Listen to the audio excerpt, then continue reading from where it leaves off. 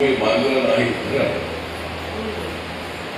जर आपण बांधलं नाही धरण तर तुम्हाला टिकवता येणार नाही पर्यावरण. जर तुम्ही मजबूत केलं नाही पर्यावरण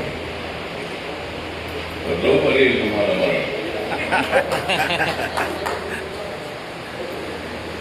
पर्यावरण जे आहे ते पर्यावरण म्हणजे शुद्ध हवा, झाडांची शुद्ध हवा त्या एसीच्या हवेपेक्षा किंवा फॅनच्या हवेपेक्षा झाडांचं ऑक्सिजन असतो, तो झाडांचा ऑक्सिजन अत्यंत शक्तिवर समान असतो. आणि खुल्या हवेमध्ये राहणारी माणसं, खेड्यापाड्यात राहणारी माणसं 100 वर्ष गेली तरी सुद्धा चालतात.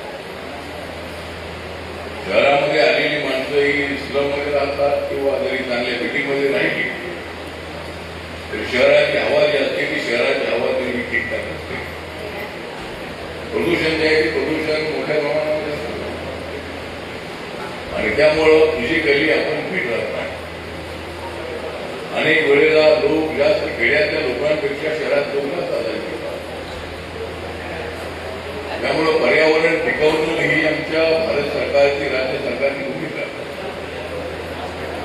नरेंद्र मोदीजी यांनी तर तो 21 जून हा योगा डे आहे.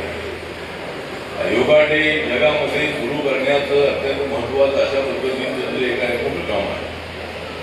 हे काम नरेंद्र मोदीजी देशाचे प्रधानमंत्री झाल्यानंतर त्यांनी केलेलं आहे आणि जगभरामध्ये योगा डे साजरा करण्यात येतो.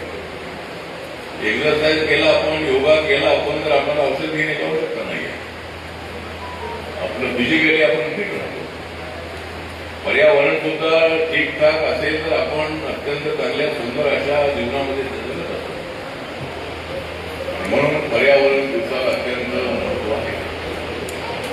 झाडे लावा, झाडे जगवा, हे काम आपल्याला करणं अत्यंत आवश्यक आहे. घराच्या आजूबाजूला झाडं लावली पाहिजे, शेतामध्ये झाडं लावली पाहिजे आणि मोठ्या प्रमाणामध्ये झाडं आपण लावण्याच्या संबंधाची भूमिका घेतली पाहिजे. आज समजा रिपब्लिकन पार्टी ऑफ इंडिया हा जो पक्ष आहे, बाबासाहेबांच्या विचाराचा, शिवाजी महाराजांच्या विचाराचा, त्या पक्षाच्या वतीने सुद्धा पर्यावरण कमिटी केलेली आहे आणि ऑल इंडियाचे विजयराजे धमाल हे कार्याध्यक्ष आहेत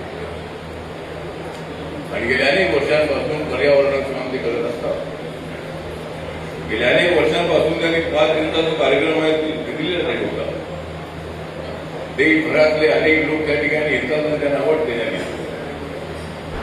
जे पर्यावरण प्रेमी आहेत, पर्यावरणासाठी काम करणारे लोक आहेत, ऍक्टिव्हिस्ट आहेत, त्यांना अवॉर्ड देऊन त्यांना सन्मानित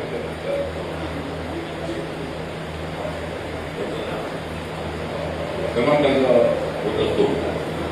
त्यामुळे आज या ठिकाणी रायगड जिल्ह्यामध्ये असा